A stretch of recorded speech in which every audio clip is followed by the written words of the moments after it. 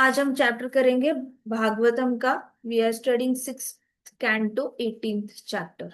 ठीक है। Diti vows to kill king Indra.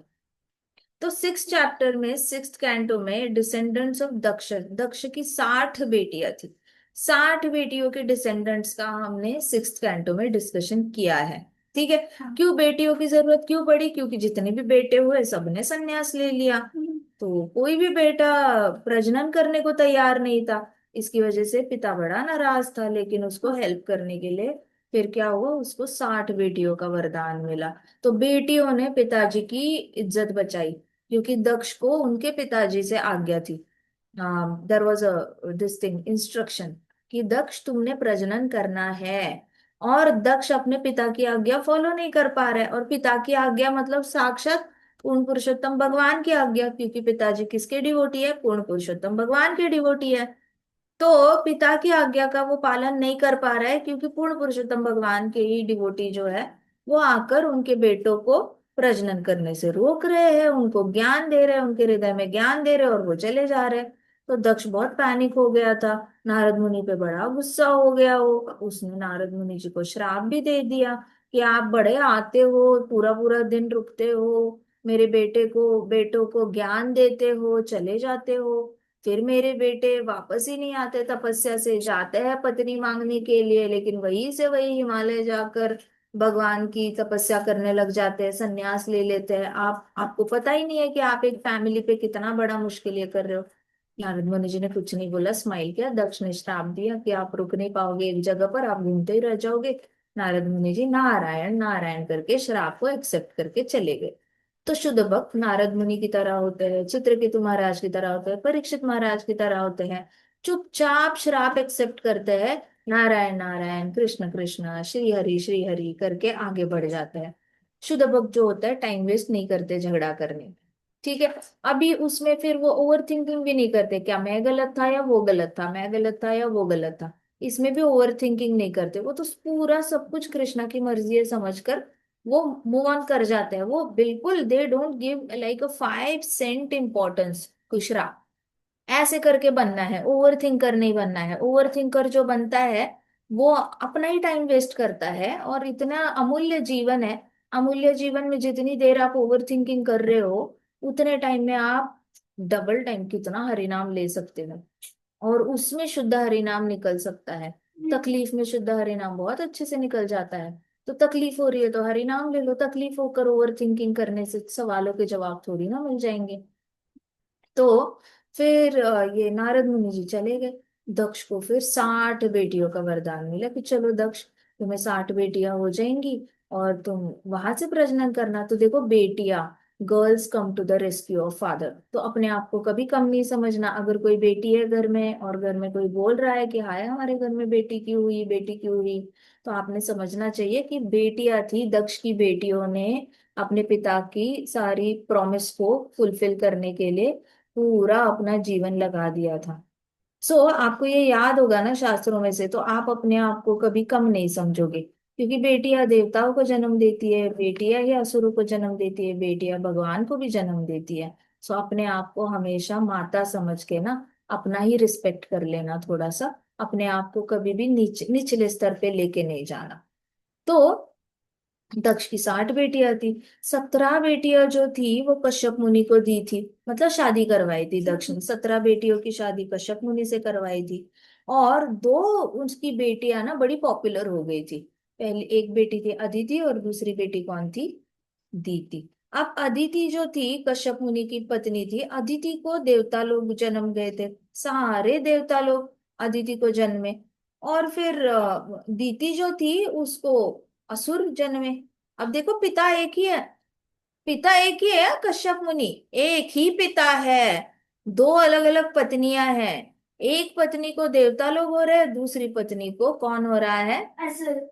असुर हो रहा है। सेम हम फर्क कहाँ पे देखते हैं? इसने धृतराष्ट्र को जन्म दिया एक पत्नी ने, और दूसरी पत्नी ने किसको जन्म दिया था? पांडु को जन्म दिया था। तो पांडु थोड़ा सा वाइज था, धृतराष्ट्र जन्म से ही बड़ा जल कुकड़ा था। तो माँ की कॉन्शियसनेस पे बहुत फर्क पड़ता है। इसलिए अपनी पावर को ना लेडीज ने कभी अपने आप को वीक नहीं समझना चाहिए। लेडीज के हाथ में बहुत बड़ी पावर होती है, मतलब पूरे ब्रह्मांड का भविष्य बनाने की पावर जो होती है ना, वो लेडीज के अंदर होती है। सो अपने शरीर को कभी नीचा नहीं देखना, दूसरी स्त्री को भी नीचा नहीं देखना। A woman is meant to fix the crown of other woman, इतना याद रखना। दूसरी स्त्रियों की भी ईर्ष्या नहीं करना, दूसरे स्त्रियों को भी कभी नीचा नहीं देखना। कभी कभी क्या होता है, पुराने जमाने से बहुत सालों से औरतों की प्रताड़ना होती हुई आ रही है, तो औरतें ही औरतों के अंदर पुरुष की मेंटालिटी चली जाती है, औरतें ही दूसरी औरतों को नीचे खींचने की कोशिश करती है। But always remember, real queen always fixes the crown of other queen. मतलब जो एक लेडी होती है, रियल महारानी होती है, वो दूसरी महारानी का हमेशा जो मुकुट है ना उसको फिक्स करेगी। टेढ़ा मुकुट है तो उसको फिक्स करेगी। तो हमेशा real queen fixes the crown of other queen. ये समझ में आया? तो आपके अंदर से औरत होने की भावना भी इवेंचुअली धीरे धीरे चली जाएगी। अगर आप खुद से ही घृणा करने लग गए, दूसरी औरतों से घृणा करने लग गए, तो होगा क्या? ईर्ष्या करने लग गए, ये अच्छी नहीं है, वो अच्छी नहीं है, ऐसी है वैसी है, तो होगा क्या? फिर भक्ति के पथ पे चलना थोड़ा सा मुश्किल हो जाएगा, क्योंकि आप किसी को आत्मा की नजर से देख नहीं पाओगे। तो कोशिश करना हमेशा ये सोचने की कि दक्ष की 60 बेटियों ने पिताजी की इज्जत बचाई, और दक्ष को दो पत्नियां थी, लेकिन पत्नियों की कॉन्शियसनेस कितनी अफेक्ट कर गई कि एक ने असुर को जन्म दिया, एक ने देवताओं को जन्म दिया।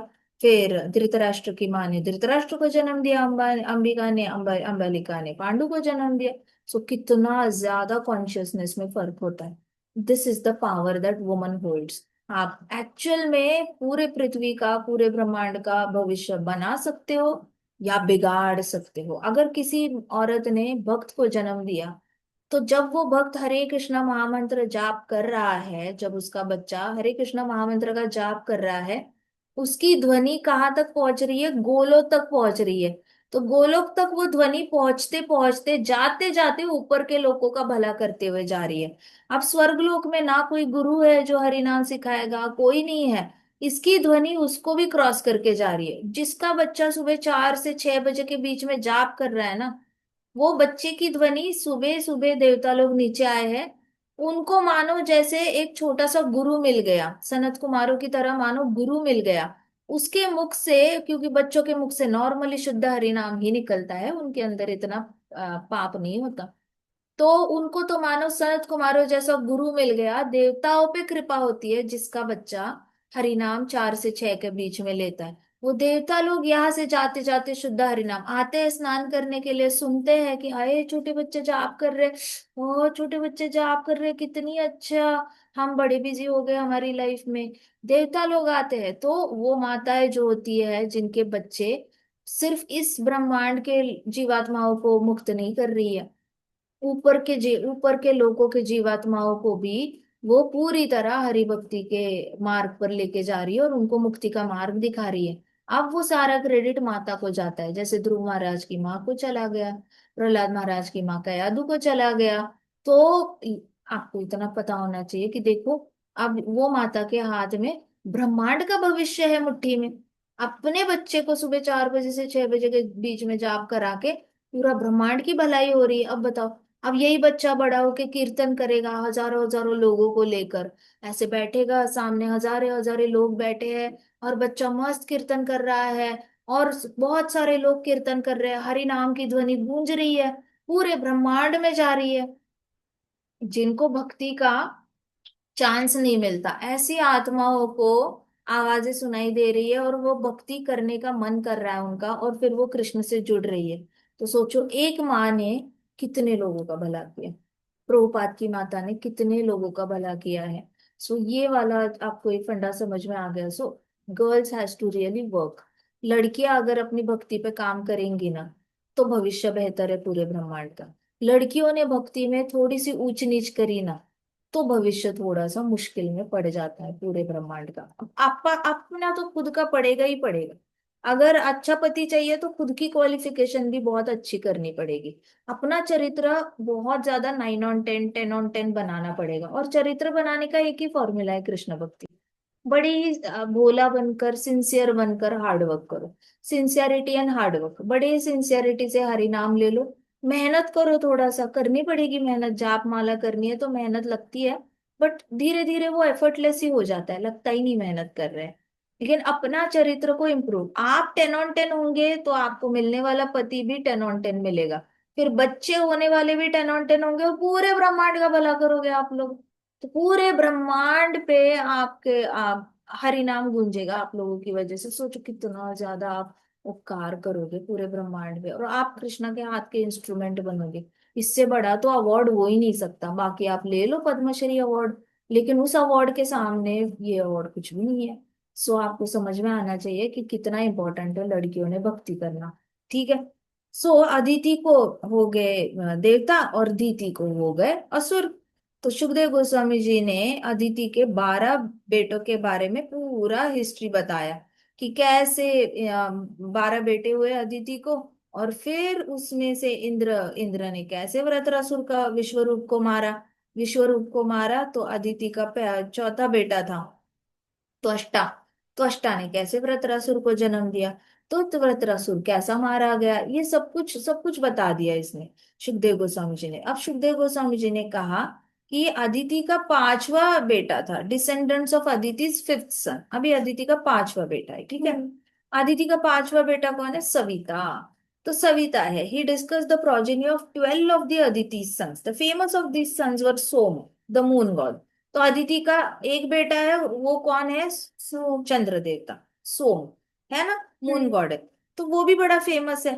फिर उसके बाद भृगु है, भृगु भी ब्राह्मण है। तो भृगु ब्राह्मण पुत्र है, कश्यप मुनि का बेटा है, वो ब्राह्मण निकला, वो भी फेमस है। वरुण, वरुण भी फेमस है। फिर वाल्मीकि, वाल्मीकि जी भी फेमस है। अगस्त्य मुनि, अगस्त्य मुनि भी सब जानते हैं अगस्त्य मुनि को। वशिष्ठ मुनि को भी सब जानते हैं, वशिष्ठ ऋषि को। और लॉर्ड वामन देव को भी सब जानते हैं। तो later I shall describe how Urukrama lord Vamana deva appeared as son. तो सुखदेव गोस्वामी जी ने बोला मैं बाद में आपको बताऊंगा कि कैसे उरुक्रमा, उरुक्रमा मतलब वामन देव कैसे आए, अपीयर कैसे हुए अदिति के गर्भ से। ये उन्होंने बोला कि ये मैं बाद में बताऊंगा। अभी के लिए तो मुझे तुम्हें दीति के बारे में बताने दो कि दीति, दीति जिसके whose father was also Kashyap but who became demons। तो दीति के भी पति जो थे वो कश्यप थे, लेकिन दीति को डीमंस हुए।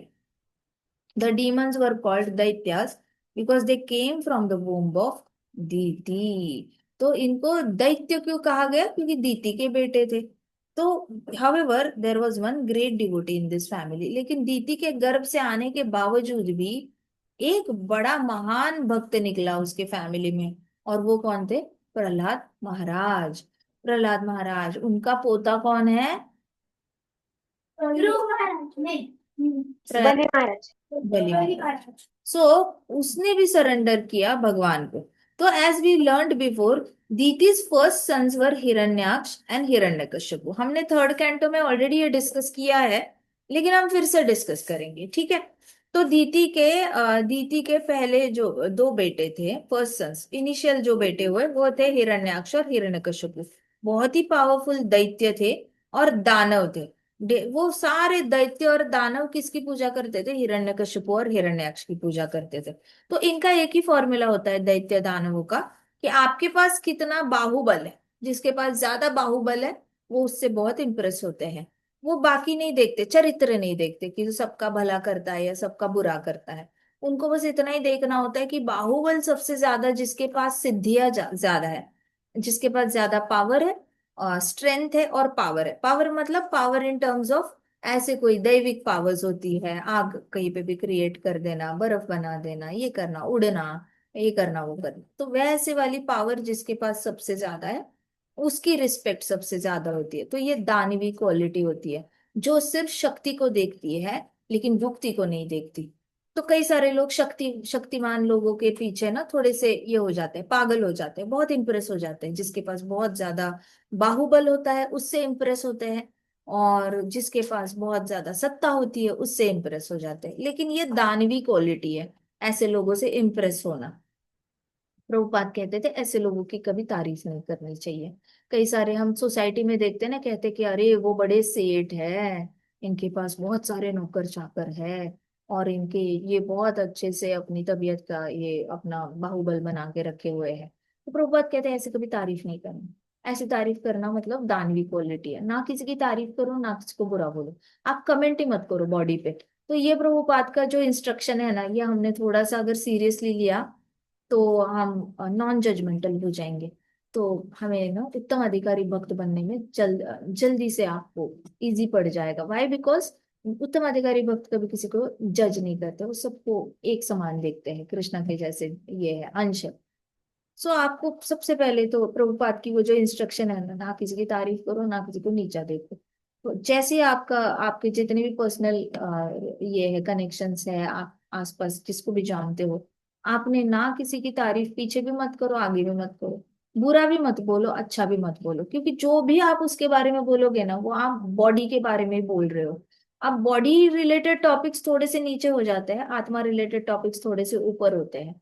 तो थोड़ा सा अपने टॉपिक्स को ऊपर उठाना, और ऊपर उठाकर आत्मा के लेवल पे बात करना शुरू करना, rather than talking about body. Body से, बॉडी के बारे में बात करके फायदा तो होता नहीं है, हम बॉडी ही नहीं है, जो हम है ही नहीं उसके बारे में बात क्यों करनी? जब कन्याकुमारी जाना ही नहीं है तो कन्याकुमारी की बातें क्यों करनी है? ऐसे। ठीक है। सो यहाँ पे हिरण्यकश्यपु की पत्नी जो थी कयाधु थी, कयाधु ने 4 बेटों को जन्म दिया था, सम्लाद, अनुलाद, हलाद और प्रहलाद। और एक बेटी भी थी कयाधु की, सिमिका। तो सिमिका ने विप्रचित से शादी कर ली। विप्रचित कौन था? एक बहुत ही भयानक राक्षस था। उससे उसने शादी कर ली, और उसको बेटा हुआ राहु। तो जैसे ही सिमिका सिमिका ने शादी कर ली, उसको बेटा हो गया राहु। तो राहु प्रहलाद का कौन बन गया अभी? राहु का और प्रहलाद महाराज का रिश्ता क्या है? माता जी ब्रदर इन लॉ वाला। नहीं, कैसे ब्रदर? माता जी, नेफ्यू और मामा। इनका बेटा भांजा ना, भांजा हुआ ना, बहन का बेटा। बहन है ना सिमिका। देखो 4 बेटे हुए, 4 बेटे हुए इसको, दीति को, कयादु को। पहला तो बेटा हुआ समलाद, समलाद। दूसरा बेटा हुआ अनुलाद। तीसरा बेटा हुआ अ, हलाद। और चौथा बेटा हुआ प्रहलाद। 5वीं बेटी हुई सिम्मिका। तो सिम्मिका की शादी विप्रचित से हुई। सिम्मिका के बेटे का नाम राहु है। तो प्रहलाद महाराज राहु के मामा हुए। समझ आ रही है क्या? मुश्किल जा रही है? रिश्ते समझ में आते हैं? नहीं माता जी समझ आ रही। आते। समझ में आता माता जी। तो प्रहलाद महाराज राहु, राहु के कौन है? मामा जी है, सोचो। और राहु है इन डिसगाइज। राहु ने क्या किया? हाँ, थोड़ा सा चीटिंग माइंडसेट था उसके अंदर, चीटिंग करनी है, चीटिंग करनी है, तो देवताओं वाला भेष ले लिया। और उसने क्या किया? देवताओं के लिए जो अमृत बना हुआ था वो आपे पी लिया उसने। धोखे से पी लिया उसने। जब वो चल रहा था, चर्निंग चल रहा था, तो उसमें भगवान मोहिनी बनकर आए थे। उन्होंने अमृत देवताओं को देने की इच्छा दिखाई। तो ये राहु गया भेष बदल कर, और फिर वहां से उसने चीटिंग से ही अमृत पान कर लिया। ऐसे नहीं करना चाहिए था, लेकिन जिसके अंदर चीटिंग करने की इच्छा होती है उसको समझ में नहीं आता सही क्या है गलत क्या है, उसको बस इतना ही दिखता है कि मुझे क्या चाहिए, मुझे क्या चाहिए, मुझे क्या चाहिए। तो चीटर्स ऐसे ही होते हैं, बहुत सेल्फिश होते हैं, उनको सब अपनी पड़ी रहती है। तो राहु जो था उसने क्या किया? भगवान को भी चीट करने की कोशिश की, और उसने अमृत पान करने की कोशिश की। तो भगवान ने भी उसको अच्छे से थप्पड़ मारी। भगवान ने क्या किया? उसका गला ही काट दिया। राहु का जैसे ही गला काट दिया, तो वहां पे राहु का धड़ अलग हो गया और सर अलग हो गया। तो वैसे अब पूरा कट गया वो। तो भगवान ने उसको अच्छे से पनिशमेंट किया। अब दूसरे जो बेटे थे, हलाद था। हलाद, द सन्स ऑफ हलाद, हलाद को बेटा हुआ वातापी और इवाला। तो 2 बेटे हुए हलाद को, मतलब प्रहलाद महाराज के और 2 भाई के बेटे। अब वो कौन हुए? नेफ्यूज हुए, है ना? तो वो नेफ्यूज हुए, हलाद के 2 बेटे वातापी और इलावल। तो इनके प्रहलाद महाराज कौन हुए? चाचा जी हुए या ताया जी हुए? माता जी चाची जी। चाचा जी और माता जी। चाचा जी। प्रहलाद छोटे थे ना, तो प्रहलाद सारे ही सबके ही, अपने बड़े भाइयों के बेटों के सबके ही चाचा जी हुए। तो अभी प्रहलाद महाराज राहु के मामा है, और बाकी जो ये वातापी है और इलावल के कौन बन गए? वो चाचा जी बन गए। तो यहाँ पे अनुलाद जो था, अनुलाद को भी 2 बेटे हुए, और प्रहलाद को 1 बेटा हुआ। प्रहलाद के एक बेटे का नाम था विरोचन। क्या नाम था प्रहलाद महाराज के बेटे का? विरोचन। विरोचन। हाँ, और विरोचन को एक बेटा हुआ, उसका नाम था बलि। बलि, बलि नाम था।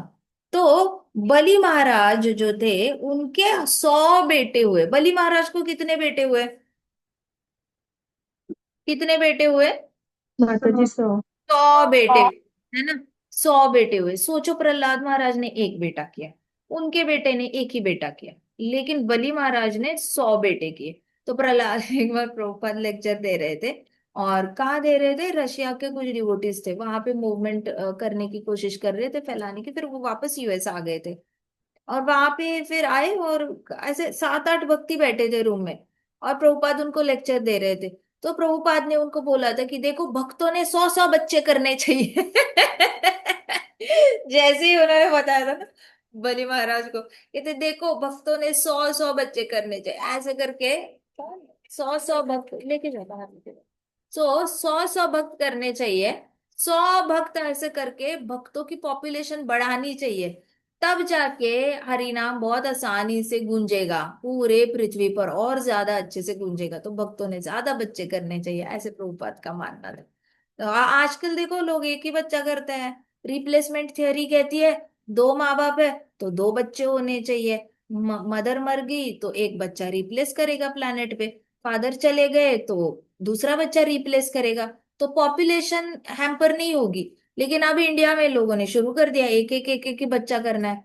हमारी पॉपुलेशन ऑलरेडी ऐसे, अच्छा, हमारी पॉपुलेशन ऑलरेडी ऐसे लेवल पे नीचे आ चुकी है कि 10 साल बाद हमारे पास ऑलरेडी, मतलब बहुत ज्यादा कम लोग होंगे। आज जितने लोग हैं ना, जिसको हम नौकरी दे सकते हैं, देश में कई सारे काम हो सकते हैं, अभी 10 साल बाद हमारे पास लोग नहीं बचेंगे नौकरी देने के लिए।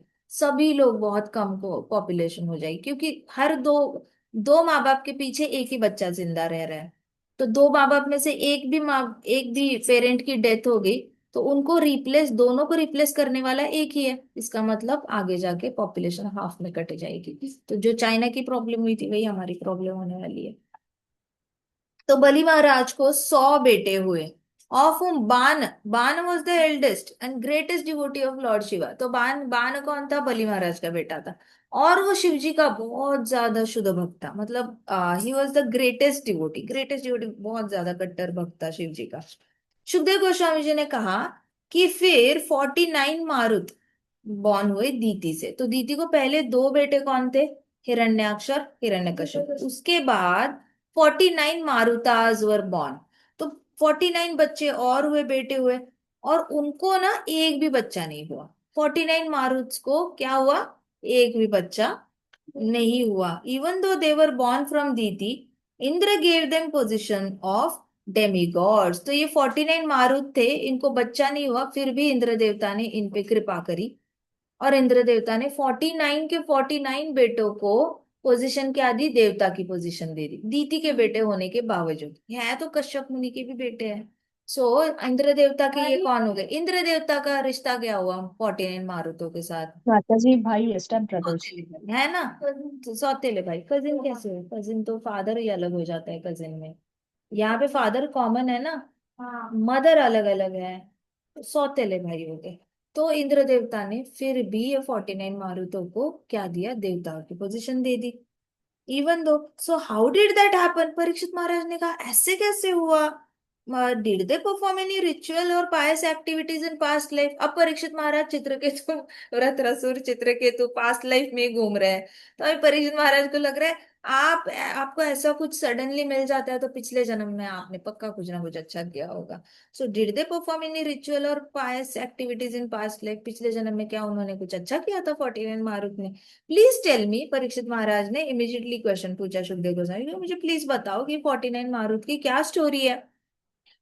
तो सुखदेव गोस्वामी जी ने कहा, मैंने पहले भी बताया आपको, जब भगवान विष्णु ने दोनों भाइयों को मारा, हिरण्याक्ष को और हिरण्यकश्यप को मारा। हिरण्याक्ष को क्या बनकर मारा? वराहदेव, है ना? और हिरण्यकश्यप को क्या बनकर मारा? नरसिम्हा देव। नरसिंह। माता जी नरसिम्हा। हाँ।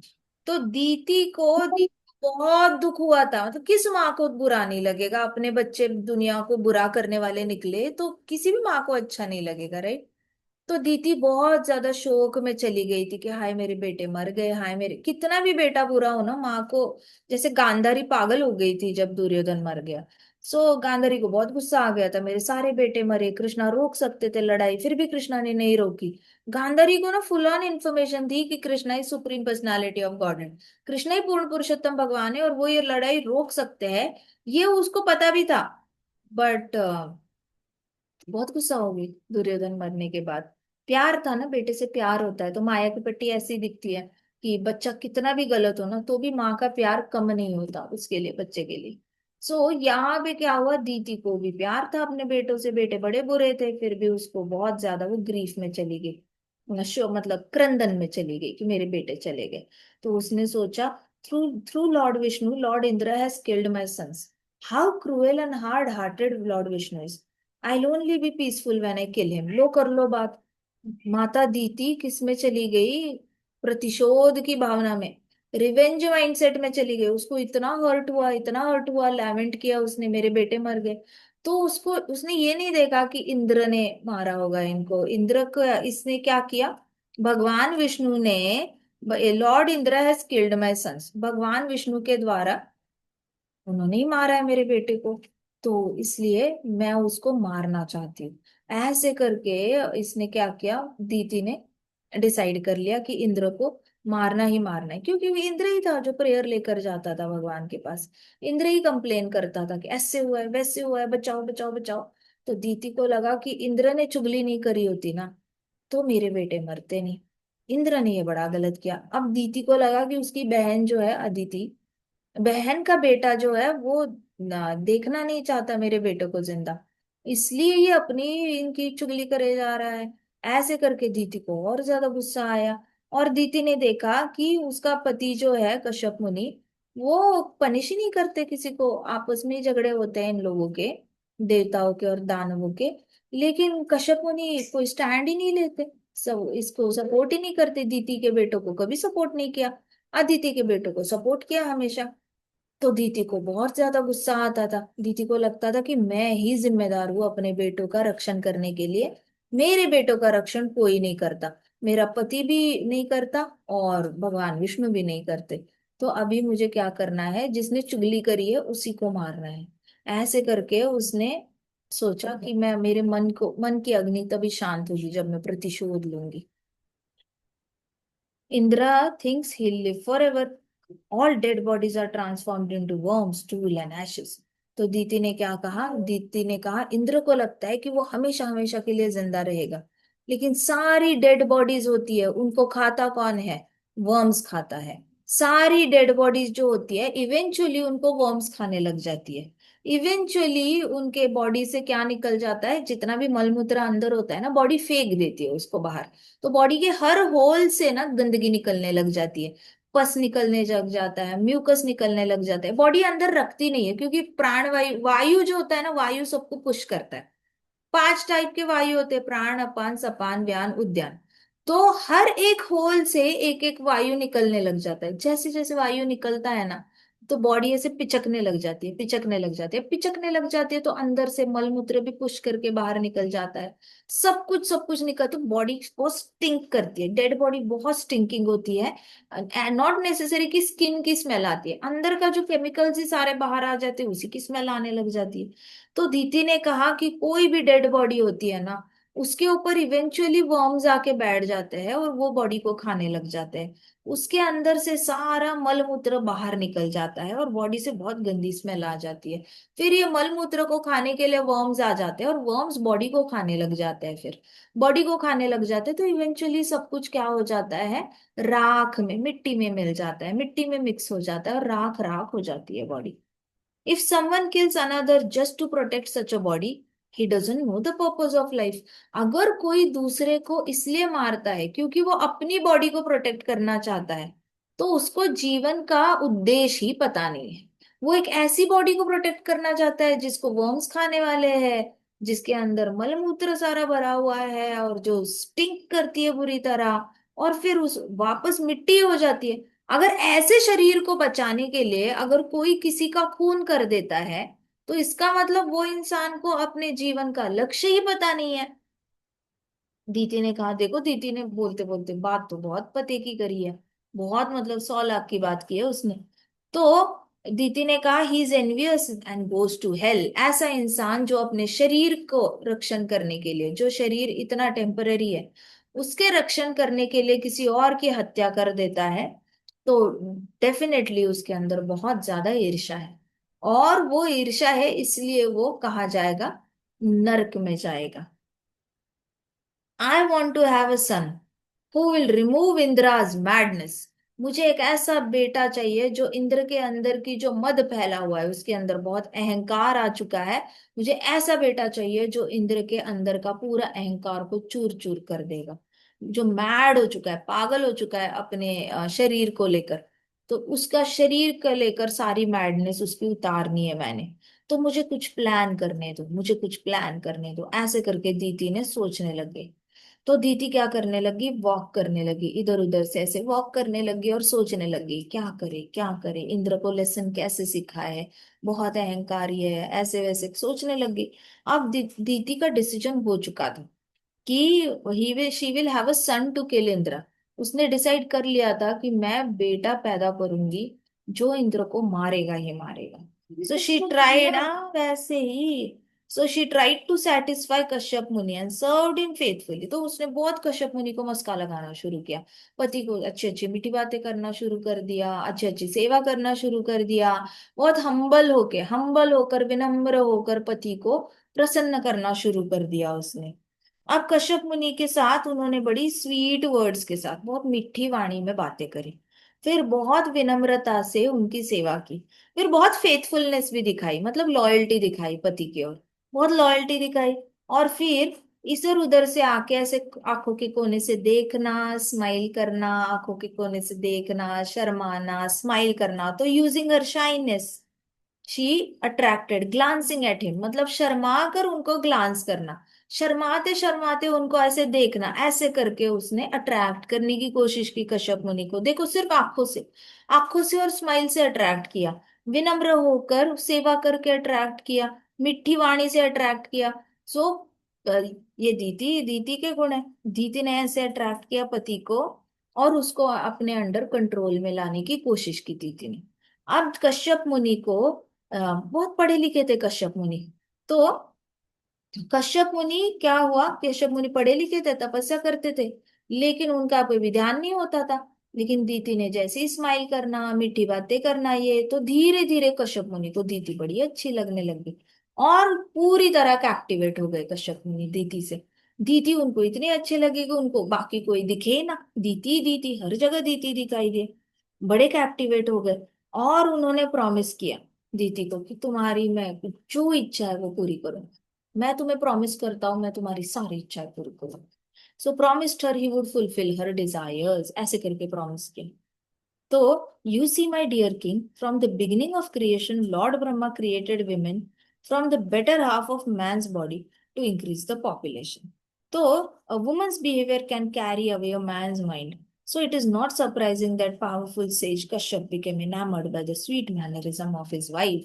सुखदेव गोस्वामी जी ने कहा, देखो सृष्टि के शुरुआत से ही ये ब्रह्मा जी ने जो स्त्री एलिमेंट बनाया था, पहले तो एक भी स्त्री मैन्युफैक्चर नहीं की थी ब्रह्मा जी ने, है ना, क्रिएशन हो रहा था, एक भी स्त्री मैन्युफैक्चर नहीं थी। सारे मतलब रुद्र आ रहा था मेल, सनत कुमार आ गए मेल्स आ गए, फीमेल बॉडी कोई बनाई नहीं थी। अब जब फीमेल बॉडी बनाने को आई तो ब्रह्मा जी को समझ में ना आए कि फीमेल बॉडी कैसे बनानी है। तो ब्रह्मा जी ने तब मेल बॉडी के अंदर से एलिमेंट्स थोड़े से यूज करके वहां से फिर फीमेल बॉडी बनाई। तो स्त्री जब बनी थी, तो स्त्री बनी थी पुरुष का आधा हिस्सा लेकर बनी थी। तो जितना पुरुष के अंदर मस्कुलिनिटी होती है, वो मस्कुलिनिटी का आधा पार्ट कहाँ चला गया, स्त्री के अंदर चला गया। तो स्त्री आधा पार्ट लेकर स्त्री ये पूरा एक ऐसा ये बन गया था। तो सुखदेव गोस्वामी जी कह रहे, शुरुआत से ही ब्रह्मा जी ने विमेन को मैन का सबसे अच्छी क्वालिटीज लेकर, जितनी भी अच्छी क्वालिटीज होती है मैन के अंदर, बेटर हाफ लेकर उसमें से निकाल के स्त्री ऐसे बनाई थी। क्यों बनाई थी? ताकि पॉपुलेशन बढ़ जाए। लेकिन विमेन्स बिहेवियर जो है, तो अभी मैन की ही बॉडी से निकली है, तो विमेन का बिहेवियर मैन की माइंड को जल्दी कैप्टिवेट कर लेता है, because he doesn't think that woman is separate from him. तो मैन जब भी कैप्टिवेट होता है वुमन से, तो उसको लगता है कि इसका माइंड और मेरा माइंड एक ही है। उसको लगता ही नहीं कि ये डिफरेंट पर्सनालिटी है, मैन को लगता ही नहीं कि ये मुझसे अलग है। इसलिए ज्यादा देखो, दुर्योधन को द्रौपदी अच्छी लग गई, वो पूरी तरह कैप्टिवेट हो चुका था। उसको क्या लगा कि द्रौपदी शरणागत आ जाएगी, उस पे थोड़ी सी जबरदस्ती कर लेंगे तो सरेंडर कर लेगी। उसको ऐसा क्यों लगा? अगर दुर्योधन पे मगध का राजा आता और उसको वो पूरी तरह जबरदस्ती करता, दुर्योधन चल सरेंडर कर जा, हस्तिनापुर मुझे दे दे, मुझे दे दे, इसने दे देना था जरासंध को हस्तिनापुर। वो डर जाता, बोलता नहीं नहीं नहीं, मुझे मत मारो, मुझे मत मारो, आप ले लो राज्य ले लो, मुझे मत मारो। लेकिन तो दुर्योधन ने अपने माइंड से सोचा कि चलो मेरे ऊपर ऐसी कोई स्थिति आएगी तो मैं भी सरेंडर कर जाऊंगा। तो ऐसी परिस्थिति में द्रौपदी पे लाता हूँ, द्रौपदी सरेंडर कर जाएगी और मेरी बन जाएगी। सो पुरुष को क्या लगता है कि मेरे माइंड में और स्त्री के माइंड में कोई अंतर ही नहीं है, उसके अंदर हम दोनों एक ही है। तो कहते हैं ना कि two bodies one soul, two bodies one soul, ये फंडा ही कहाँ से निकल रहा है? ये फंडा ही यहाँ से निकल रहा है जहां पे पुरुष के माइंड में ही होता है बस कि हम दोनों एक ही है। सो देखा जाए तो अलग पर्सनालिटीज है, आत्मा भी अलग है, लेकिन मायावादी कंसेप्ट की तरह कि वी ऑल आर वन, तो ये वाला कॉन्सेप्ट पुरुष को लगता है, क्योंकि उसके अंदर से ही ब्रह्मा जी ने निकाल के एक नया एलिमेंट बनाया था। तो विमेन का जो बिहेवियर होता है, उनके बिहेवियर से पुरुष जो होते हैं वो जल्दी से कैप्टिवेट हो जाते हैं। So it is not surprising that powerful says Kashyap became enamoured. तो इसमें कोई सरप्राइज करने वाली बात है ही नहीं कि कश्यप मुनि अट्रैक्ट हो गए इससे, अपनी पत्नी दीति से अट्रैक्ट हो गए, इसमें कोई सरप्राइज होने वाली बात नहीं। ऐसे ही रामायण में बताया गया है, रामायण की शुरुआत में, कि हमारे विश्वामित्र जो थे वो भी मेनका से अट्रैक्ट हो गए थे। लेकिन उसमें हमने विश्वामित्र जी की तपस्या को नीचा नहीं देखना चाहिए कभी, क्योंकि विश्वामित्र मेनका से अट्रैक्ट इसलिए हुए क्योंकि वापस पुरुष के बॉडी से ही स्त्री की बॉडी बनी हुई है। तो पुरुष अपनी ही बॉडी से अट्रैक्ट होता है, पुरुष का अपनी ही बॉडी से बड़ा प्रेम होता है, तो उसको नेचुरली स्त्री की बॉडी भी अच्छी लगने लग जाती है। इसका ऑपोजिट थोड़ा सा मुश्किल हो जाता है, स्त्रियों को इतनी जल्दी अट्रैक्शन नहीं होता जितना ज्यादा पुरुषों को अट्रैक्शन होता है, क्योंकि पुरुषों की बॉडी से स्त्री की बॉडी निकली हुई है, स्त्री की बॉडी से पुरुष की बॉडी नहीं निकली हुई है। सो अभी यहाँ पे देखो सेम कहा गया है, तो कश्यप मुनि जब अट्रैक्ट हुए दीति से, तो इसमें कोई बहुत ज्यादा चकित होने वाली बात नहीं है। कोई भी इंसान अपने से ज्यादा प्यार करता है, किसी और से ज्यादा भी, सो उसको जब लगता है कि स्त्री की बॉडी मेरे अंदर से निकली हुई है, तो उसको नेचुरली उससे भी जल्दी से लगाव हो जाता है। तो यहाँ पे कश्यप मुनि बहुत जल्दी से अपने, सुखदेव गोस्वामी जी कह रहे हैं, कश्यप मुनि को गलत नजर से कभी गलत जज नहीं करना, कश्यप मुनि को बुरा नहीं सोचना कभी। तो कश्यप मुनि अट्रैक्ट हो गए, अपनी वाइफ की स्वीट मैनरिज्म से अट्रैक्ट हो गए। स्वीट मैनरिज्म, मिठी वाणी से। अब मैंने ये बहुत अच्छा, बहुत ध्यान से सुना, मैंने ये बहुत जगह पे देखा है जहाँ पे जब घर में झगड़े होते हैं तो बहुत सारे लोग स्त्रियों को बोलते हैं कि आप मीठी बातें करो, मीठी बातें करके अपने पति का दिल जीतने की कोशिश करो। फिर यही बोलते हैं, मीठी बातें करो, विनम्रता से उसका दिल जीतो, उसको, उसका जो भी फेवरेट है उसकी सेवा करो, और क्या बताते हैं इसमें, स्वीट मैनरिज्म करो। ठीक है, तो ये वाले जो चीजें हैं ना, ये मैंने बहुत बार सुना है कि स्त्रियों को बताया जाता है। लेकिन आपको ये समझना पड़ेगा, भागवतम में ये जो दीति ने किया है ना, she has done it with a wrong intention in her mind. उसका इंटेंशन क्या है? उसको खून करने के लिए बेटा चाहिए, वो कोई कृष्ण भक्त पैदा करने के लिए प्रसन्न नहीं कर रही है अपने पति को, है ना? उसने करा क्या प्रसन्न कृष्ण भक्त के लिए? दीति का इंटेंशन क्या था? स्वीट वर्ड्स के पीछे इंटेंशन क्या था? मर्डर था, राइट। हम्बल होने के पीछे इंटेंशन क्या था? मर्डर। फेथफुल होने के पीछे इंटेंशन क्या था? उसके बाद पति, मर्डर। पति को अपने कंट्रोल के अंडर लाने का इंटेंशन क्या था? मर्डर। उसके बाद पति को पूरी तरह अपने ऊपर, अपने ग्लांसेस से, मतलब ऐसे नजर से देखना, शर्माना, इसके पीछे इंटेंशन क्या था? Hmm, murder. तो her plan was to kill Indra. सबसे पहले ना ये समझो कि ये सारी जो मेथड्स है ना, ये कभी काम नहीं करेगी अगर आपका इंटेंशन सही नहीं है। मैं नहीं कह रही कि किसी स्त्री को किसी का खून करना होता है, बट स्टिल ये मेथड्स अप्लाई नहीं करने चाहिए। प्री प्लान्ड तरीके से तो नहीं करने चाहिए। अगर आप किसी स्वार्थी इंटेंशन से शुरू कर रहे हो ये सारे काम, तो ये वर्क नहीं करेंगे आप पे कभी। सो इसको मिसअंडरस्टैंड करके मैंने बहुत देखा है कि मतलब ओपनली ऐसे बताया जाता है कि अरे घर में झगड़े हो रहे, करो अपने पति को प्रसन्न करो, अच्छा अच्छा खाना खिलाओ, मीठी मीठी बातें करो। आप करते नहीं होंगे, आप चैतन्य चरितमृत नहीं पढ़ते, आप 16 माला जाप नहीं करते, कैसे आपका पति प्रसन्न हो जाएगा आपसे? आप भक्ति नहीं करते, आपने उसको प्रसन्न करना चाहिए। देखो देवहूति माता ने कितना प्रसन्न किया अपने करदमा मुनि को। उसने कितने हजार 10,000 साल सेवा की अपने पति की, कितना ज्यादा वो पतली हो गई थी। मैं, आप क्या चाहते हो? पत्नी सेवा करके सुखड़ी हो जाए, नहाए ही ना इतने सालों तक, और पूरे बाल मैटेड हो जाए। अच्छा, एक साइड से यू वांट कि वो पूरी सुखड़ी हो जाए, खाए भी ना, पति की हम्बल होकर सेवा करे। ये बड़ा मतलब गलत कनेक्शन बना के रखा है, जिसका मतलब कोई कनेक्शन ही नहीं है रियल लाइफ से, कि इसको मिसअंडरस्टैंड कर दिया गया है। बहुत ही मिसअंडरस्टैंडिंग है ये। आप दीदी का इंटेंशन देखो, दीदी चाहती है कि बुरा करना किसी का, बुरा करने के लिए with an intention to have son वो कुछ ना कुछ कर रही है। अभी यहाँ पे जब आपके घर में झगड़े होते हैं, आपका इंटेंशन क्या होता है? कि घर में शांति बनी रहे, खुशी बनी रहे। आपको ऑलरेडी बच्चे हैं, आपको क्यों चाहिए किसी का खून करने वाला बच्चा? आपका ऐसा कुछ है नहीं। तो आप मैनिपुलेट करने जाओगे ना, तो ये मैनिपुलेशन के अंडर आएगा।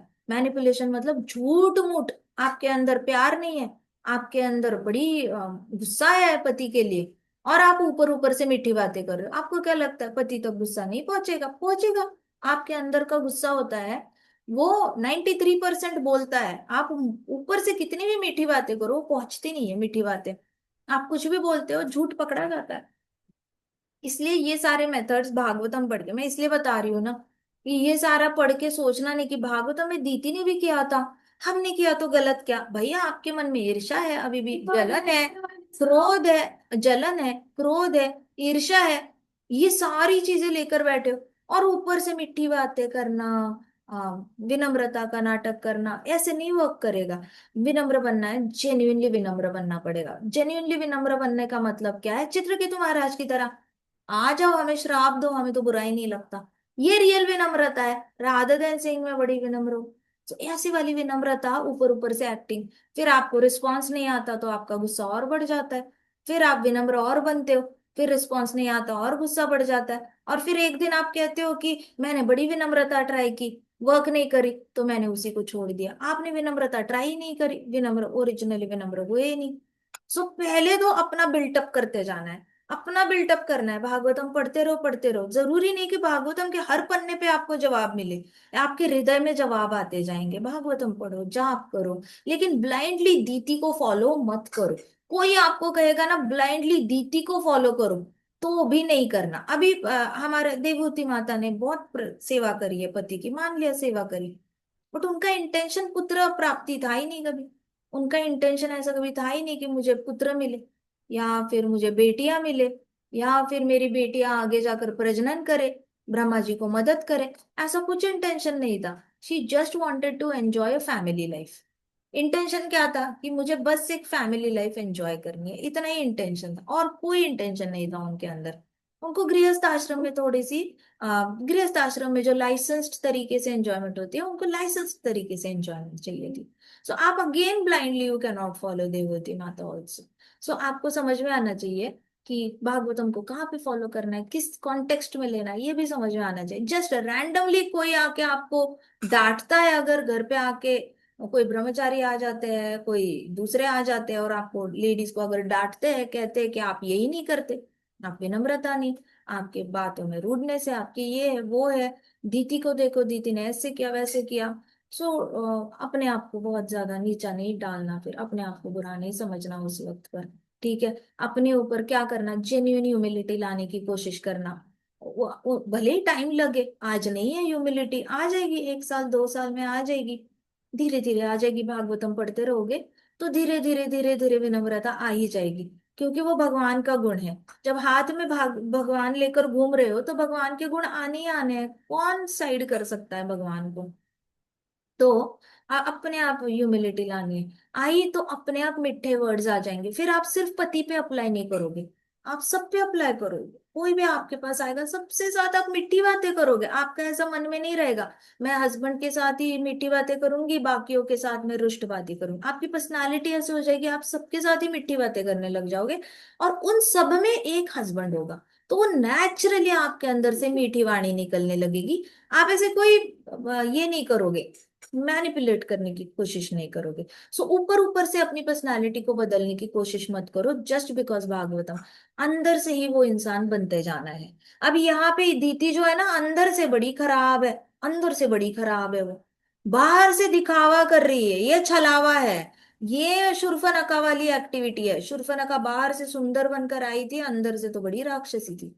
ऐसे वाले काम नहीं करने, बाहर से दीति की तरह अंदर से ही शुद्ध बनना है, अंदर से ही मीठा बनना है। मीठे बनोगे तो मीठे वर्ड्स आ जाएंगे, विनम्र बनोगे तो ऑटोमेटिकली आपको रेसिप्रोकेशन में अच्छी रेसिप्रोकेशन नहीं आई, सामने से अ, अच्छे वर्ड्स नहीं आए, तो आप चित्रकेतु महाराज की तरह कभी भी ऑफेंड होंगे ही नहीं। आप तो परीक्षित महाराज की तरह बन जाओगे।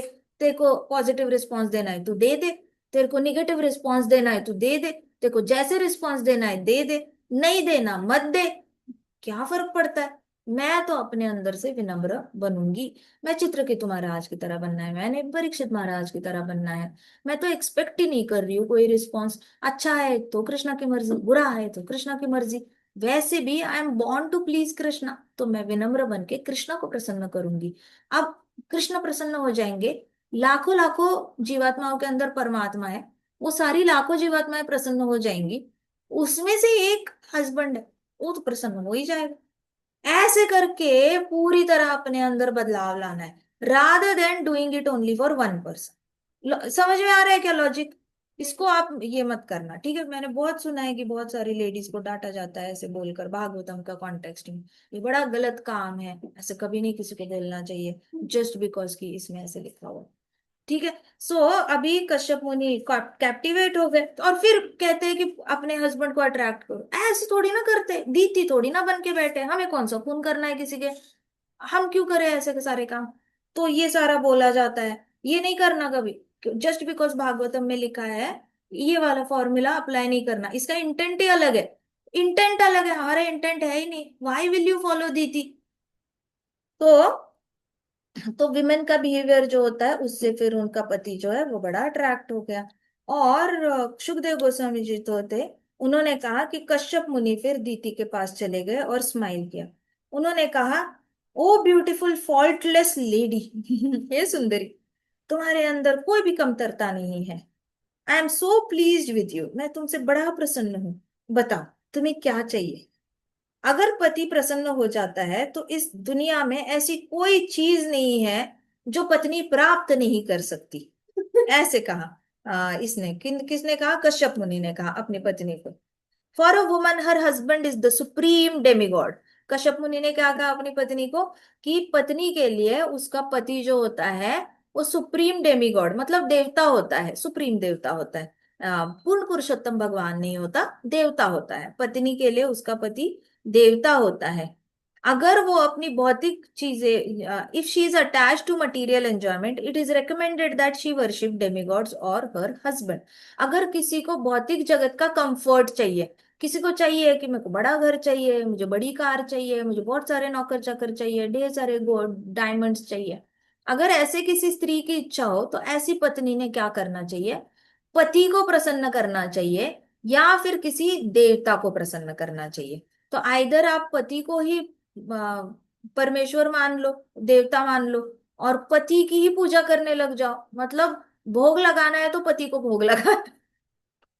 मैंने किसी किसी फैमिलीज में देखा है, एक्चुअली ट्रू स्टोरी। मैंने किसी किसी फैमिलीज को देखा है कि वहां पे ना सबसे पहला भोग पति को लगता है। अगर हम उनको बनाए ना, भगवान को भी लगा है, हाँ हाँ हाँ, पहले हस्बैंड को दे देते फिर बाद में भगवान को दे देते। का लॉजिक ऐसा होता है कि पहले पहले हस्बैंड को दे देते हैं, वो उनका ना 12 साढ़े 12 उनको खाना चाहिए होता है, पहले उनको जाके दे देते हैं, फिर बाद में भगवान की थाली सजाकर भगवान को दे देंगे।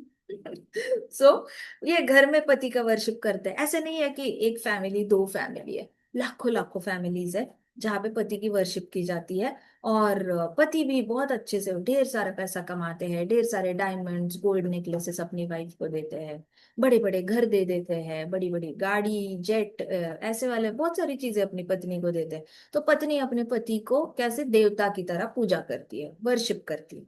तो यहाँ पे कश्यप मुनि ने बताया अपनी पत्नी को कि जो जिस भी स्त्री के अंदर भौतिक इच्छाएं होती है उसने अपने पति को देवता समझकर उसकी पूजा करनी चाहिए। और तो और उसने अगर पति की पूजा नहीं तो फिर किसी देवता की पूजा करनी चाहिए, दो में से किसी एक की पूजा करनी चाहिए। Such a wife should be chaste. ऐसी पत्नी ने 100% पतिव्रता होना चाहिए। ये नहीं कि पति से डायमंड्स भी लेने हैं और कोई और भी अच्छा लग रहा है, ये नहीं कि पति, आजकल मैं बताती हूँ होता गया है कि यूएस में ना एक टर्म है प्री नुप्शियल अग्रीमेंट करके।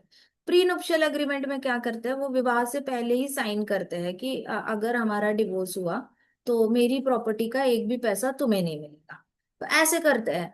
तो ये लोग शुरुआत में तो ऐसे करते हैं, लेकिन उनको दिख जाता है कि अरे ऐसा अग्रीमेंट साइन करती है तो पहले भी शादी टूटती है, दूसरी भी टूटती है, तीसरी भी। तो ये चर्च चले जाते हैं, चर्च में बोलते हैं कि शायद आप पहले से ही डिवोर्स दिमाग में रख कर शादी कर रहे हो, इसलिए आपका डिवोर्स हो जाता है। इस बार ऐसी शादी करो जिससे डिवोर्स ही ना हो, तो आप प्री नुप्शियल अग्रीमेंट साइन ही मत करो। अब तब तक ये बंदा हो गया होता है 57-60 ईयर्स का।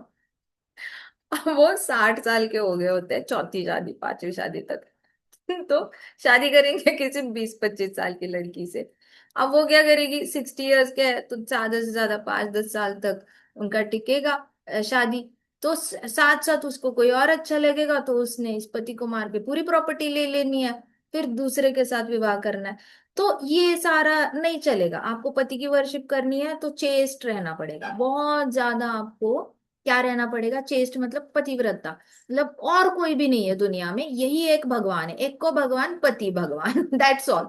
पति परमेश्वर, और कोई नहीं है। तो आपके देखो भौतिक जगत के जो डिजायर्स पूरे करने हैं ना उसके लिए भी कंडीशंस है। पति ही भगवान है, पति की ही पूजा करनी है। बाकी कोई आपको अच्छा मन में भी नहीं लगना चाहिए, सपने में भी अच्छा नहीं लगना चाहिए। और उसके ऊपर आपने पति जो भी ऑर्डर दे दे, पानी लाओ, एप्पल कट करके लाओ, पाइनएप्पल लाओ, वाटरमेलन क्यों लाया, मैंने पाइनएप्पल बोला था। जी वाटरमेलन सीजन में नहीं है, तो क्या हुआ, कहीं से भी लाओ। जो भी ऑर्डर आएगी फॉलो करो ऑर्डर।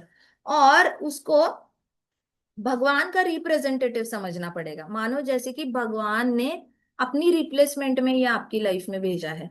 ऐसे करके आपको पति को देखना पड़ेगा। सो भगवान की, मेरा पति मेरा भगवान, इस पोजीशन पे आपको भगवान की पोजीशन पे रखना पड़ेगा। तब जाके आपकी सारी भौतिक इच्छाएं पूरी हो जाती है। Got it. ये रूल्स होते हैं आपके मटीरियलिस्टिक इच्छा हो तो देखो कितना। इससे अच्छा तो स्पिरिचुअल इच्छा रखो। स्पिरिचुअल इच्छा रखोगे तो राम नाम लो, हरि नाम लो, गोलोक चले जाओ। इतना आसान है। बट ये बड़ा बहुत ज्यादा इसको कहते हैं demigod worship is very complicated. Prabhupada कहते थे कि देवताओं की वर्शिप होती है वो बहुत कॉम्प्लिकेटेड होती है, बहुत रूल्स एंड रेगुलेशंस होते हैं, और उसमें एक भी एरर आए तो एक त्वष्टा मुनि को ऐसा बेटा चाहिए था जो इंद्र को मारेगा, लेकिन मंत्र पठन में गलती हो गई तो इंद्र जिसको मारेगा ऐसा बेटा पैदा हो गया। वैसे ही अगर आपके कर्म कांड में पति की सेवा करते करते गलती से भी कोई और अच्छा लग गया तो वहीं पे आपका क्या होता है, धर्म का पूरा तरह नाश हो जाता है। और फिर आपकी इच्छाएं जो पूरी होनी थी वो पूरी नहीं होती। तो कश्यप मुनि ने अपनी पत्नी को बताया कि जो भी पत्नी है जिसको मटेरियल एंजॉयमेंट, भौतिक एंजॉयमेंट से बहुत ज्यादा आसक्ति है, उसने अपने पति को देवता समझकर उसकी पूजा करनी चाहिए, बहुत ज्यादा पतिव्रता होना चाहिए, उसकी सारी ऑर्डर्स को फॉलो करना चाहिए, एक भी ऑर्डर नीचे नहीं उतरनी चाहिए। और फिर उसको भगवान का रिप्रेजेंटेटिव बनकर पूजा करनी चाहिए। अब उसको वासुदेव समझना चाहिए, कृष्ण समझकर उसकी पूजा करनी चाहिए। अब अगेन रिमेम्बर लेडीज, आपको अगर कोई भी ब्रह्मचारी आकर घर में ऐसे बोलता है कि देखो पत्नी ने तो, आपने तो अपने पति को भगवान समझना चाहिए, ये चाहिए चाहिए। सो आपने भी बताना है कि बट मेरा डिजायर मटीरियलिस्टिक है क्या, क्या मुझे विमान चाहिए, क्या मैं इससे गाड़ी मांग रही हूँ? क्या मैं इससे बड़ा बंगला मांग रही हूँ? मैं क्या मांग रही हूँ? थोड़ा सा कोऑपरेशन, थोड़ा सा ये बिहेवियर रेक्टिफिकेशन। मैं बड़ी इच्छा है, भौतिक जगत की इच्छा है तो मांग ही नहीं रही हूँ। ये अच्छे से बिहेव करेंगे तो मेरे को भक्ति अच्छे से करने का मौका मिलेगा। तो मैं अच्छी भक्ति के लिए मेरे अंदर इच्छा है, मेरे अंदर भौतिक जगत की इच्छा ही नहीं है। जिस स्त्री के अंदर भौतिक जगत की इच्छा है वो माने भगवान पति को अपना भगवान। जिसके अंदर भौतिक इच्छाएं हैं नहीं इतनी ज्यादा, तो आप अपने पति को कृष्ण नहीं समझ सकते। ये आप मिसअंडरस्टैंड कर रहे हो। तो कीवर्ड क्या है पूरे पैराग्राफ में? For ladies, for women who are attach to material enjoyment. आपको सच में एम्बिशियस हो गया, आप आपके अंदर सच में कोई एम्बिशन होगी कि मुझे भौतिक इच्छाएं पूरी करनी है, तो आपको ये फॉलो करना पड़ेगा। तो आपको खुद, जब आपको कोई डांट रहा है, कोई आपको बोल रहा है कि आपके बिहेवियर में प्रॉब्लम है, आप ऐसे हो वैसे हो, तो आप पहले अपने आप को टटोलो कि क्या मेरी क्या एक्सपेक्टेशन है हस्बैंड से। क्या मैं उससे बहुत सारे पैसे की डिमांड कर रही हूँ? क्या मैं इससे बड़े घर की डिमांड कर रही हूँ? क्या मैं इससे बड़ी कार की डिमांड कर रही हूँ? मेरी क्या एक्सपेक्टेशन है? क्या वो भौतिकवाद में उसको हम मटीरियलिज्म में काउंट करेंगे या स्पिरिचुअलिटी में काउंट करेंगे? अगर मटीरियलिस्टिक डिमांड है तो ये सारे रूल्स आप पे अप्लाई होते हैं। भौतिक डिमांड है आपकी, तो ये रूल आप पे अप्लाई होते हैं कि आपको वो भौतिक डिमांड पूरी करनी है, तो पति को भगवान बनकर उसके हर ऑर्डर का पालन करना पड़ेगा, फिर आपकी इच्छा पूरी हो जाएगी। लेकिन आपकी डिमांड स्पिरिचुअल है, तो ये वाला जो कर्म कांड का प्रोसेस है ये आप पे फॉलो नहीं होता। तो आप खुद एजुकेटेड रहोगे ना, आपके अंदर खुद ये क्लैरिटी रहेगी, तो आपको कोई आकर कभी डांट नहीं सकता।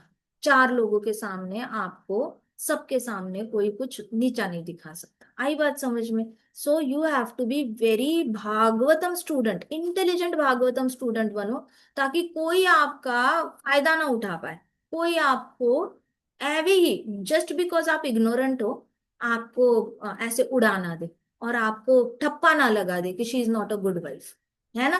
कोई किसी ने ऐसे लेबल नहीं करना चाहिए। आप अभी दिन रात बच्चों की काम करोगे, बच्चे को मसाज करना, नहलाना, बच्चे के लिए टिफिन बनाना, स्कूल भेजना, होमवर्क लेना, कपड़े धोना, कपड़े प्रेस करना। माना आपके पास मेड्स होंगी, फिर भी बहुत सारे काम होते हैं। दो तीन मेड्स रखो तो भी घर की गृहिणी को मॉनिटर करना पड़ता है, मैनेज करना पड़ता है।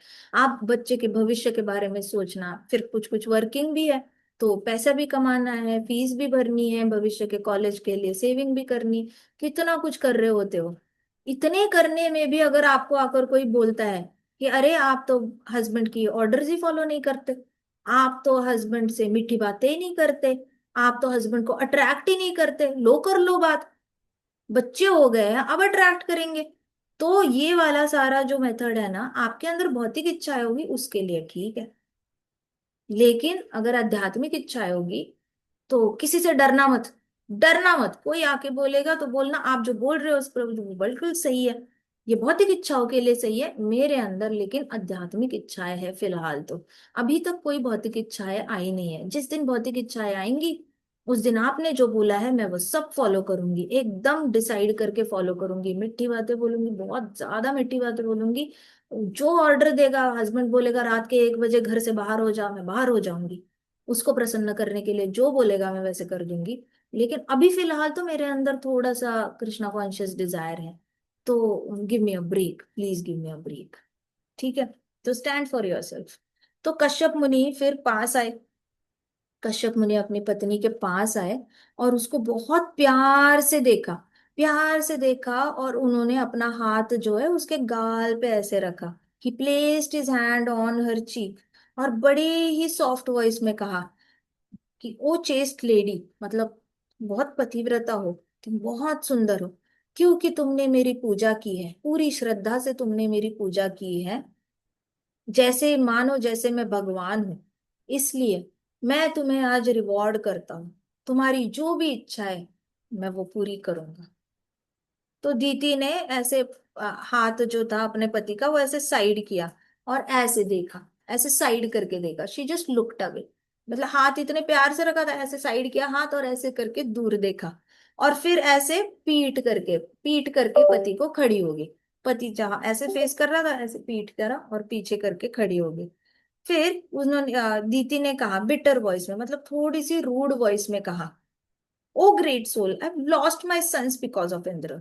मतलब हे महान आत्मा, मेरे सारे बेटे इंद्र की वजह से मर गए हैं, मेरे सारे बेटे चले गए इंद्र की वजह से। इंद्र ने विष्णु को यूज किया मेरे सारे बेटों को खत्म करने के लिए। इसलिए मैं आपसे सिर्फ एक वर मांगती हूँ। मैं आपको एक इमॉर्टल सन मांगती हूँ, मतलब एक अमर बेटा मांगती हूँ, जो हमेशा अमर रहेगा और वो इंद्र को मार डालेगा। कश्यप मुनि फ्लिंच्ड। कश्यप मुनि वाज लाइक व्हाट, मतलब उनको लगा ही नहीं था पत्नी ऐसा कुछ मांगेगी, ही हैड नो आइडिया। तो सोचो कश्यप मुनि कितने महीने से मैनिपुलेट हो रहे थे। अब बताओ, कश्यप मुनि का और दीति का रिश्ता अच्छा रहेगा क्या जब पत्नी ऐसी डिमांड। दशरथ महाराज और कैकेयी का तो बहुत अच्छा से रिश्ता चल रहा था। द मोमेंट कैकेयी ने अपनी मिठास के पीछे का इंटेंशन दिखाया, रिश्ता टूट गया।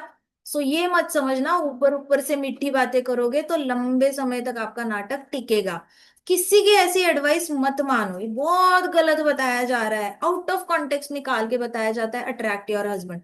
शादी होने से पहले भी लड़कियों को बताया जाता है इस तरीके से अट्रैक्ट करना अरे क्यों अट्रैक्ट करना है, ऑलरेडी रजोगुण अट्रैक्ट करवा रहा है पुरुष और स्त्री को, क्यों करना है ये सारे काम।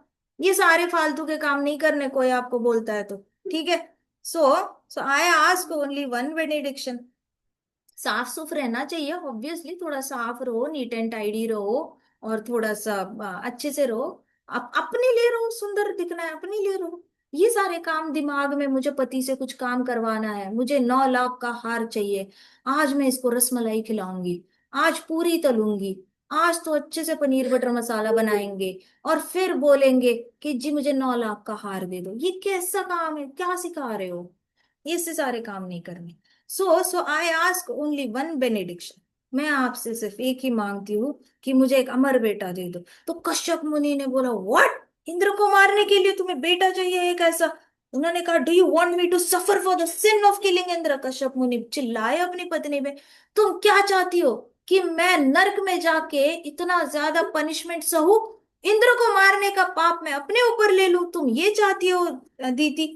तो सोचो, ये मैं ऐसी पत्नी कुछ भी मांग सकती है ना, कुछ भी गलत मांग सकती है।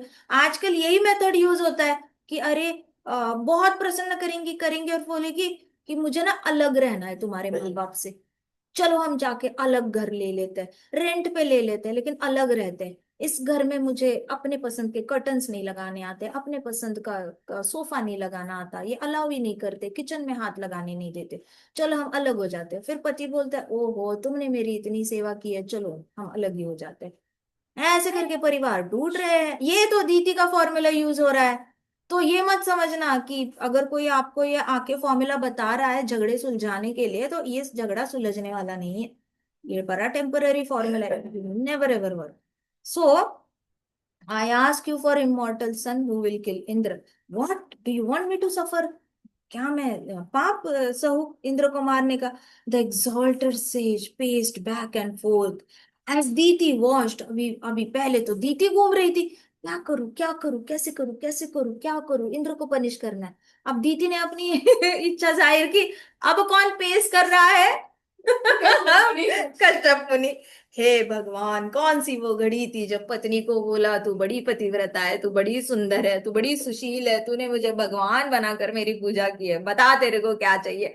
वो कैसी मनहूस घड़ी थी जब मैंने ऐसे प्रॉमिस किया। तो कश्यप मुनि स्टार्टेड पेसिंग। कश्यप मुनि वॉक करने लग गए, अब क्या करूं अब क्या करूं, सोचने लग गए सोचने लगे। इसको कहते हैं thinking on the feet. Thinking on the feet, जैसे पार्वती माता ने किया था, दीति कर रही है, कश्यप मुनि कर रही है। बहुत ज्यादा विचार हो जाते हैं ना, खासकर उस दिन माता जी बता रही थी कि बहुत ओवर थिंकिंग होती है। चलना शुरू करो, चल के भी विचार खत्म नहीं हो रहे, जॉगिंग करना शुरू करो, लेकिन थिंक ऑन योर फीट। देखो पूरे भागवतम में सब लोग थिंकिंग ऑन द फीट चल रहे हैं। नारद मुनि तो उड़ते उड़ते सोचते हैं।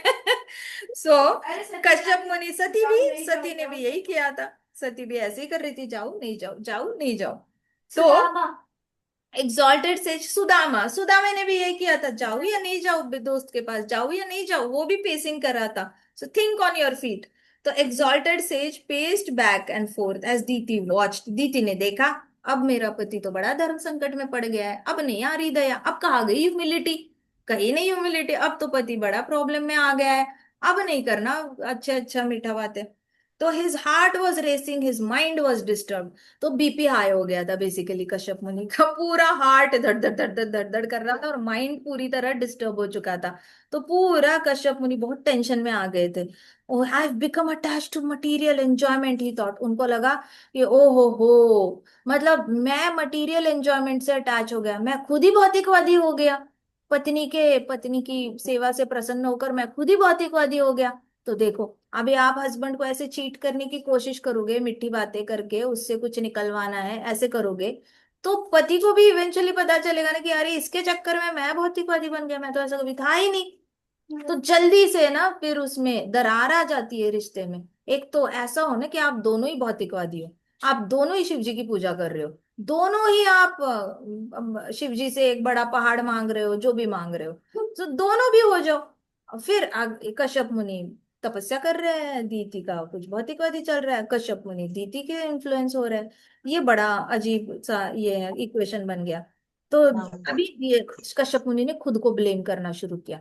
तो जो भी हस्बैंड को ऐसे मैनिपुलेट करने की कोशिश करेगा ना, तो हस्बैंड अपने आप को ही ब्लेम करना शुरू करेगा कि मेरे अंदर ही कमी है, मैं ही अपनी पत्नी की बातों में आ गया, मैंने ही अपनी पत्नी को अच्छा समझ बैठा, वो पहले से ही अच्छी नहीं थी, मैंने समझ जाना चाहिए था, बीच में इसने नाटक किया। ऐसे करके ना पति ने फिर खुद को ब्लेम करना शुरू करना है। तो कश्यप मुनि ने, इसलिए मैं बताती हूँ, मैं पहले भी बता रही थी ना, ये सारे फॉर्मूला आपको जो भी बता रहा है ना, आप किसी से भी शेयर करोगे अपनी शादी की प्रॉब्लम, और जो आके आपको बताएंगे आप ये करो, आप वो करो, आप ऐसे करो, आप वैसे करो, हस्बैंड की हर बात मानो, मैंने देखे बहुत कुछ करके देखा है ये सारा, लेडीज ने फिर बड़ी परेशान हो गई है। So my mind has become attracted by lord's illusory energy in form of a woman. तो कश्यप मुनि ने फिर ऐसे बहुत ज्यादा लैमेंट किया, ओ मेरा मन माया से अटैच हो गया, स्त्री स्त्री इस शरीर से अटैच हो गया मेरा मन, ये क्या कर दिया मेरे मन ने। हाउ रिच्ड आई एम, मैं कितना गिरा हुआ हूं, जो मैं एक स्त्री के शरीर से अटैच हो गया, आसक्त हो गया। अब मैं पक्का नर्क चला जाऊंगा, अब मैं पूरी तरह नर्क चला जाऊंगा। तो पहले तो पत्नी है, पत्नी के साथ अच्छे से बात करो, कोई प्रॉब्लम नहीं, लेकिन पत्नी ऐसी कुछ डिमांड लेके आएगी जो आपको पाप के रास्ते पे लेके जा रही है, फिर तो you are in a very pickle, बहुत ही मुश्किल पोजीशन में आ गए हो आप। ओ 9:22 हो गए, किसी ने बताया ही नहीं मुझे, टाइम आगे चला गया। आगे का काम कल करते हैं, ठीक है। ग्रंथराज श्रीमद् भागवतम की जय, श्रील प्रभुपाद की जय, राधा श्याम सुंदर की जय, श्री श्री कृष्ण बलराम की जय, वृंदावन धाम की जय, समस्त भक्त वृंद की जय। हरे कृष्णा हरे कृष्ण, हरे कृष्णा कृष्णा कृष्णा हरे हरे, हरे हरे हरे राम राम राम हरे हरे। संगीतन यज्ञ की जय। जय। जय। हरे कृष्ण माता जी। हरे कृष्णा माता जी, प्रणाम।